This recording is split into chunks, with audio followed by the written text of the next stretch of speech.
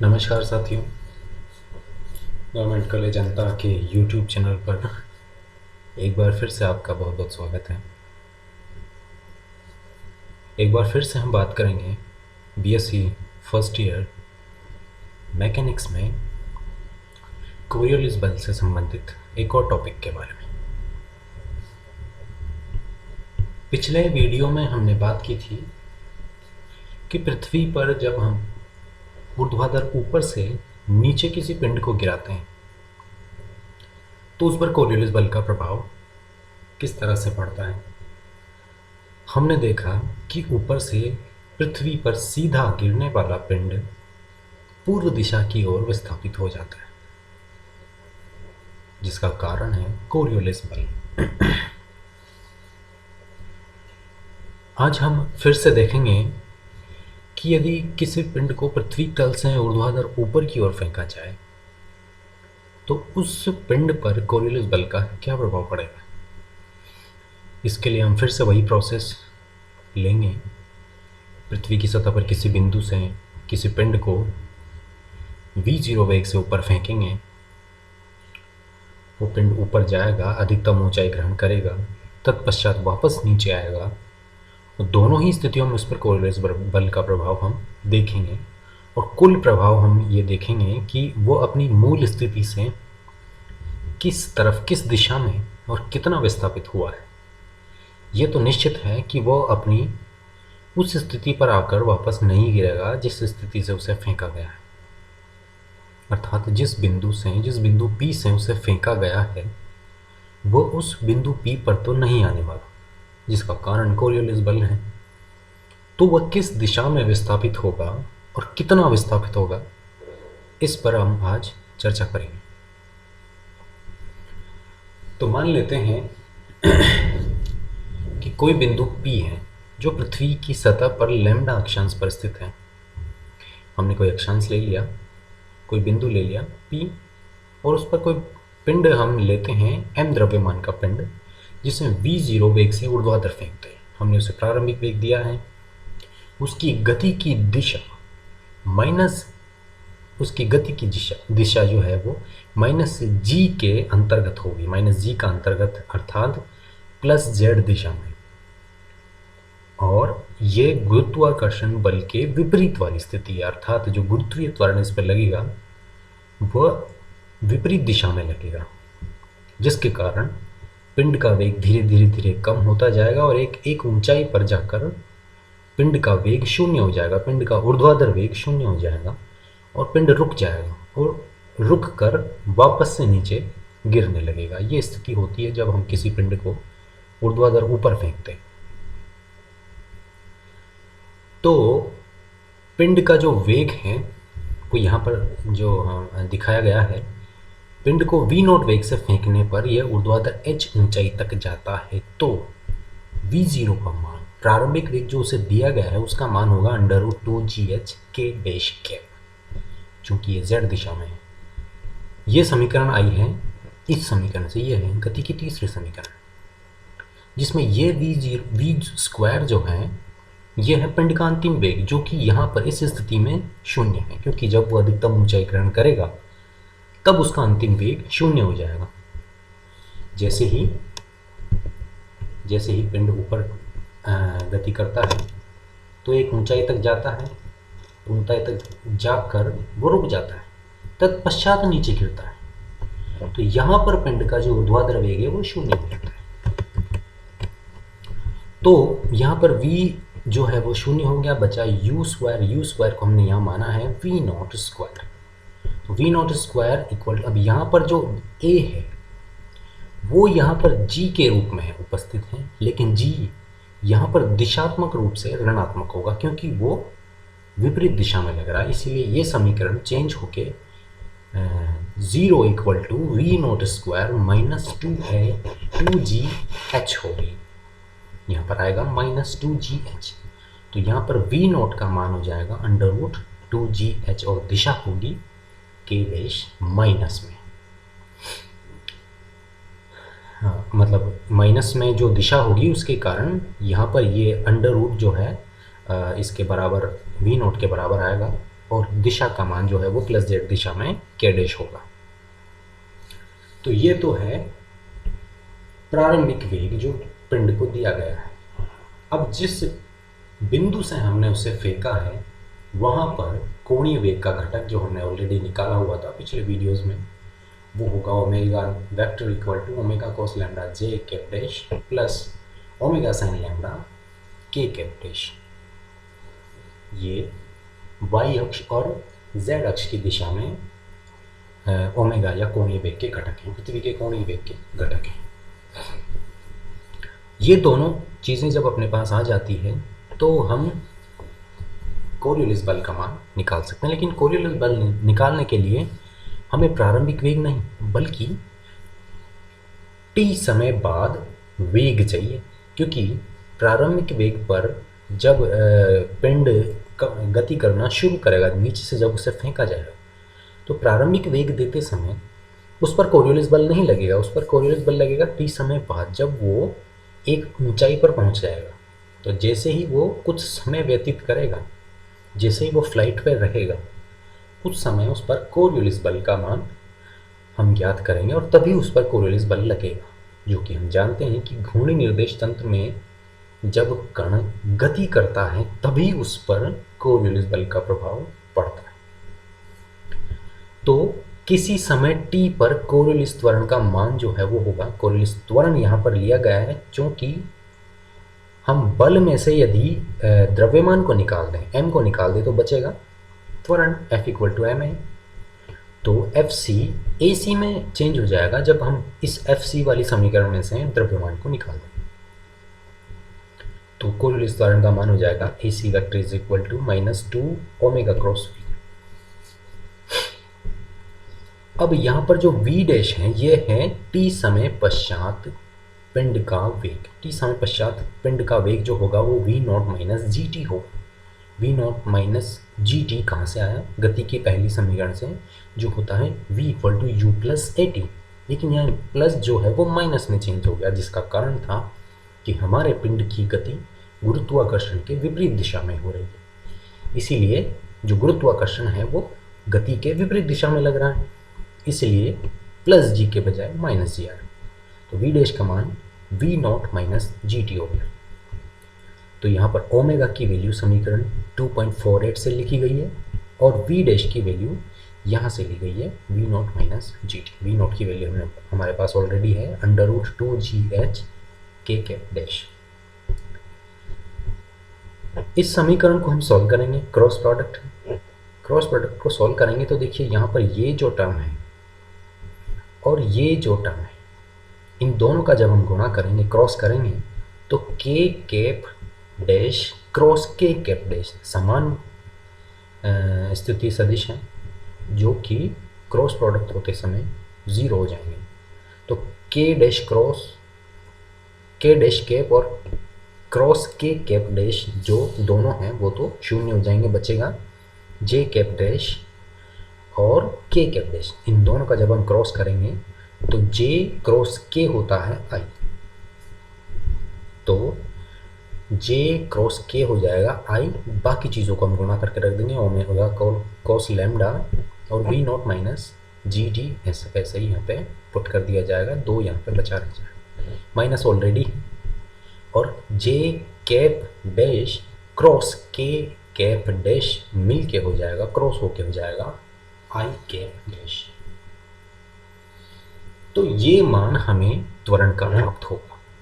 ये त्वरण है कोरियोलिस त्वरण, और ये कोरियोलिस त्वरण हमें t सेकंड पश्चात देखने को मिला।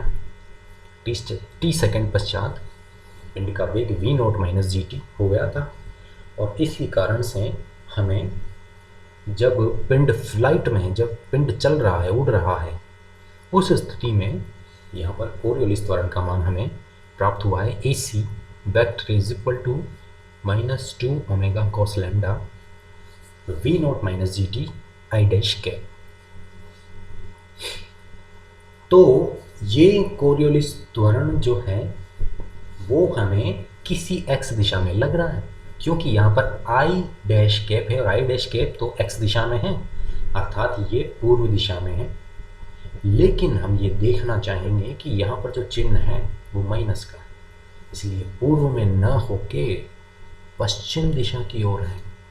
यदि यहाँ पे प्लस होता जैसा कि पिछले वीडियो में था तो हम ये कहते हैं कि ये पूर्व दिशा में, परंतु यहाँ पर माइनस है इसलिए हम ये कहेंगे कि ये पश्चिम दिशा में। इसका अर्थ है कि t सेकंड पश्चात जब पिंड किसी समय वेग में उड़ रहा होगा, किसी वेग से उड़ रहा होगा, v डैश वेग से उड़ रहा होगा, उस स्थिति में कोरियोलिस बल के कारण उसका विस्थापन होगा और वो विस्थापन पश्चिम दिशा में होगा। जब हमने पिंड को किसी P बिंदु से ऊर्ध्वाधर ऊपर की ओर फेंका है तो वो t समय पश्चात जब उसका वेग v डैश है तो कोरियोलिस बल के कारण उसका विस्थापन होगा और वो विस्थापन या उसमें जो त्वरण है वो प्राप्त होगा। वो त्वरण किस दिशा में होगा? पश्चिम दिशा में होगा। तो जो त्वरण है वो हमें पश्चिम दिशा में प्राप्त हो रहा है, अर्थात पिंड का विस्थापन भी इसी दिशा में होना चाहिए, जिसे हम आगे याद करते हैं। त्वरण के लिए जो समीकरण हम लिखते हैं वो होगा d2x dash upon dt square. जो AC है उसके लिए हमने वैल्यू लिखी है d2x dash upon dt square. ये समीकरण हमारे पास निकल के आ गई -2 omega v naught minus dt cos lambda. यहाँ पर हमने सदिश रूप को हटा दिया है। तो 2.51 जो समीकरण अपने पास है, इसका यदि हम समाकलन करें तो हमें वेग प्राप्त होगा, फिर उसका समाकलन जब हम करें तो हमें स्थिति प्राप्त होगी, विस्थापन प्राप्त होगा।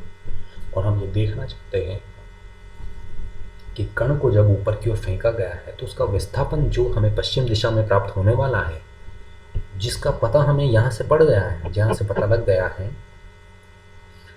तो ये विस्थापन कितना होगा, इसे प्राप्त करने के लिए हम इसका समाकलन करेंगे। तो समीकरण 2.51 का जब हम समाकलन करेंगे तो हमें प्राप्त होगा, इस LHS का जो समाकलन है वो होगा dx dash upon dt। -2 omega constant है तो वे ऐसे ही रहेगा। v नॉट जो कि बदल रहा है या बदल सकता है, चर राशि हो सकती है, ये हो जाएगा v not t minus g, और t जो कि चर राशि है तो वो हो जाएगा t square by 2। cos lambda constant है और यहाँ पर समाकलन नियतांक आ जाएगा c1।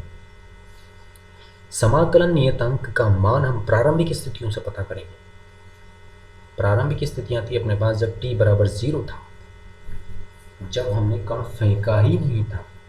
उस स्थिति में x दिशा में वेग तो होना ही नहीं है, क्योंकि उसका वेग तो सिर्फ z दिशा में होगा, वो भी t के बाद कुछ समय, t इक्वल टू 0 के बाद जब कुछ समय बीतेगा, जब हम उसे फेंकेंगे तब उसका वेग z दिशा में होगा और उसके पश्चात उस पर कोरियोलिस बल लगेगा, जिसके कारण वो x दिशा में कुछ वेग प्राप्त करेगा। लेकिन ये सारी स्थितियां कब होगी? जब समय व्यतीत होगा।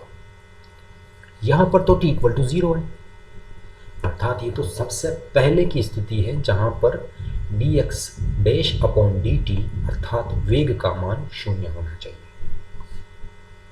तो जब ये दोनों चीज़ें शून्य होंगी तो c1 इक्वल टू भी शून्य होगा, t इक्वल टू 0 तो इस टर्म को 0 कर देगा और dx dash upon dt equal to 0 है ही, तो c1 इक्वल टू 0 हो जाएगा। समीकरण 2.52 समीकरण 2.53 में इस प्रकार चेंज हो जाएगा, c1 का मान हम 0 कर दें। तो देखिए किस प्रकार की स्थिति बनेगी, ये स्थिति बनेगी। यहाँ पर ये जो स्थिति है, यहाँ से कण को फेंका जा रहा था ऊपर की ओर, परंतु ये पश्चिम दिशा में विस्थापन प्राप्त करेगा और F बिंदु पे पहुँचेगा। F बिंदु पर उसका वेग 0 हो जाएगा और फिर से वो गिरना शुरू करेगा। ऐसा क्यों होता है? इसका एकमात्र कारण है कोरियोलिस बल। तो समीकरण 2.53 हमें प्राप्त हो गई, जो वेग की समीकरण है। यहाँ पर जो कण का जो पिंड जो फेंका गया है उसका t समय पश्चात वेग x दिशा में वेग जो है वो इतना प्राप्त हो गया। z डैश दिशा में वेग तो वो प्राप्त कर ही रहा है, परंतु कोरियोलिस बल के कारण वो इस दिशा में भी वेग प्राप्त कर रहा है, जिसका मान ये होगा। और इसी वेग के कारण वो विस्थापन प्राप्त करेगा, जिसका मान हम इस 2.53 समीकरण का समाकलन करके प्राप्त कर सकते हैं। तो इसका पुनः समाकलन करेंगे तो देखिए LHS का समाकलन तो हो जाएगा x डैश के बराबर। तथा -2 ओमेगा कांस्टेंट वैल्यू है। वी नॉट टी का समाकलन होगा V naught T square by 2 और जी कांस्टेंट है, टी स्क्वायर बाई 2 का समाकलन हो जाएगा टी क्यूब बाई 6।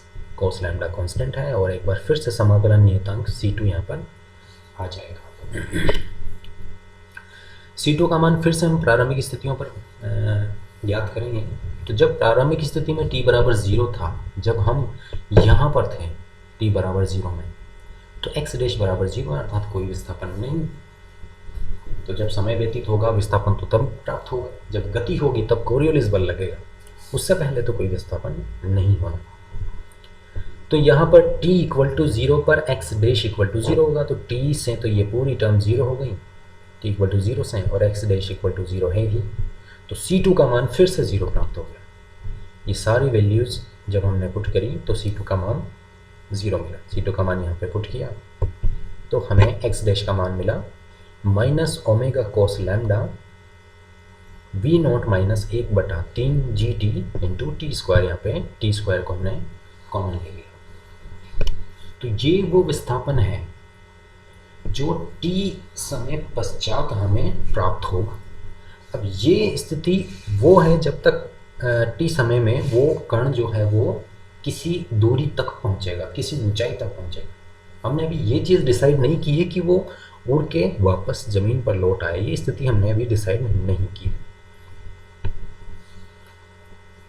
तो ये समीकरण 2.55 जो है वो ऊर्ध्वाधर दिशा में फेंके गए पिंड का t समय पर x दिशा में विस्थापन का सामान्य व्यंजक है, बता रहा है। अब यदि पिंड अधिकतम ऊंचाई h तक पहुंचता है तो इसे अधिकतम ऊंचाई तक पहुंचने में लगा समय v0/g होगा, जो कि हम गति की दूसरी समीकरण से पता कर सकते हैं, जो कि होगा h equal to U T plus half AT square half GT square से।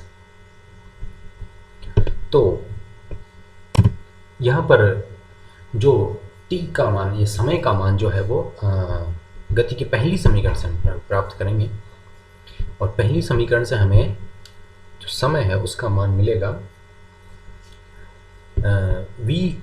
t इक्वल टू v0/g इस समीकरण से, v equal to v0 minus GT से। यहाँ पर जो अधिकतम वेग होगा मतलब जो अंतिम वेग होगा अधिकतम ऊंचाई पर, उसका मान 0 हो जाएगा, क्योंकि जो पिंड नीचे से फेंका गया है वो अपनी अधिकतम ऊंचाई पर जब पहुंचेगा तो वहाँ पर उसका वेग, जो अंतिम वेग है वो 0 हो जाएगा।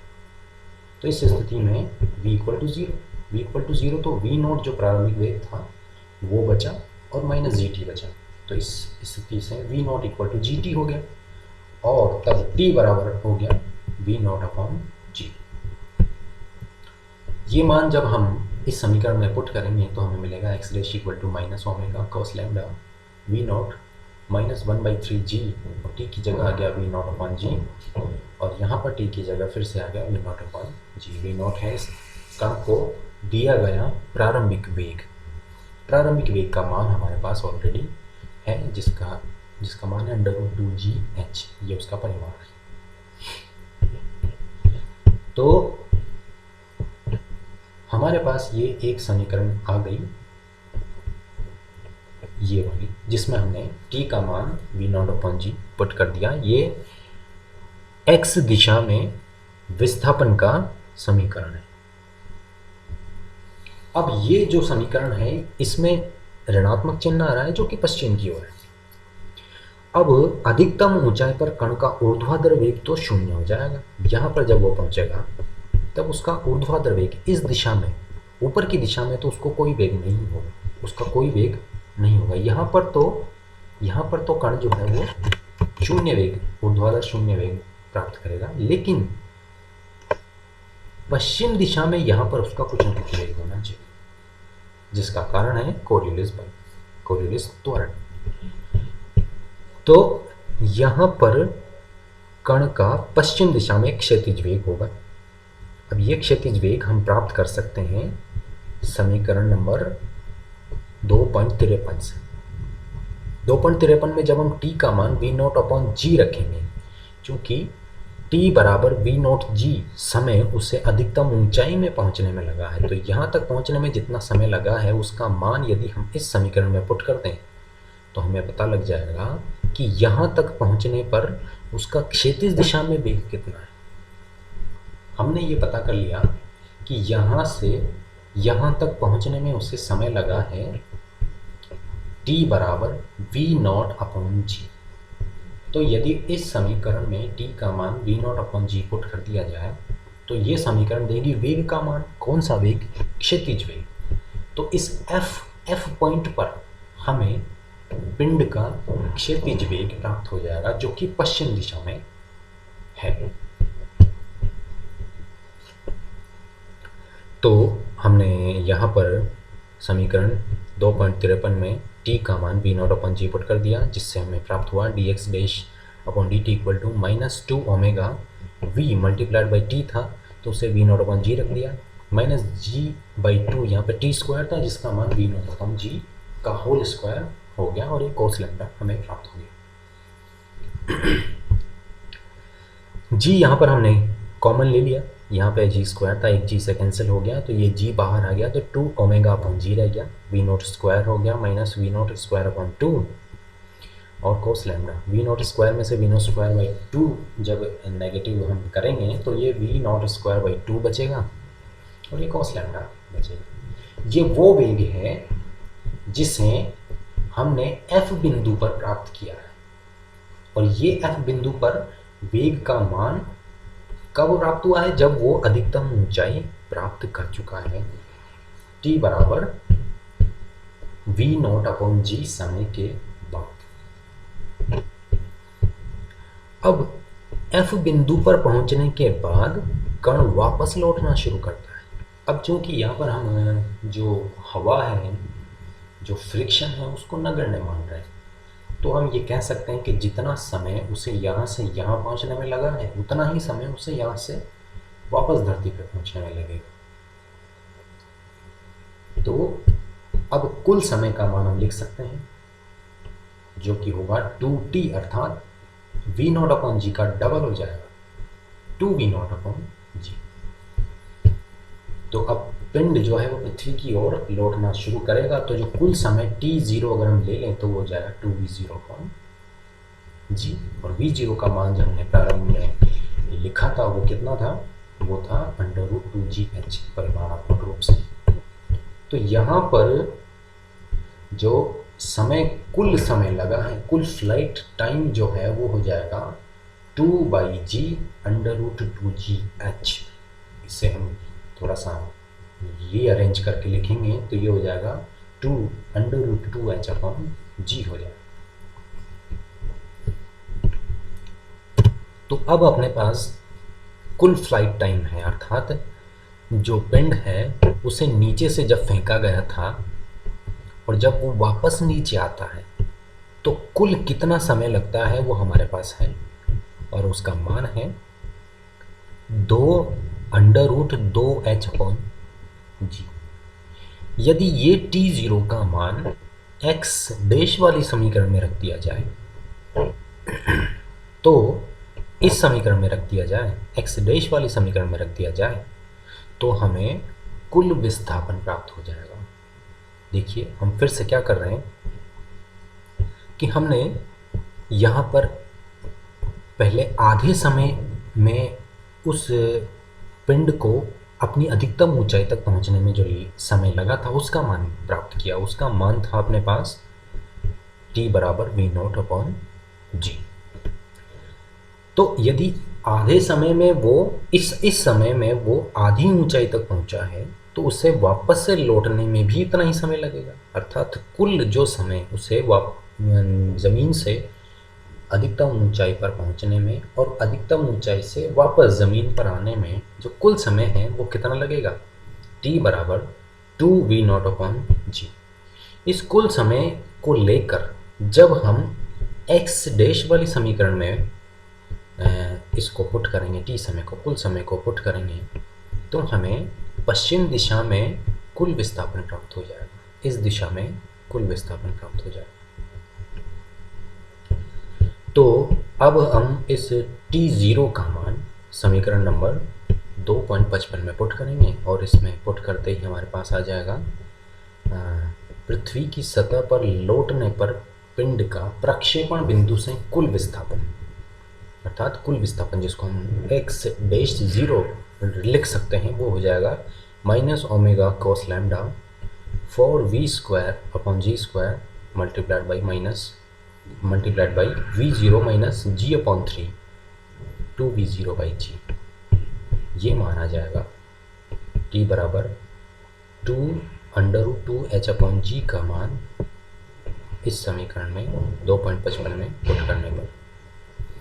तो ये वो विस्थापन है जो वो पिंड जमीन से पृथ्वी से प्रक्षेपण बिंदु से अधिकतम ऊंचाई पर और अधिकतम ऊंचाई से वापस पृथ्वी पर आएगा, तब उसे कुल कितना विस्थापन प्राप्त करना है उसका मान हम समीकरण 2.57 से प्राप्त कर सकते हैं।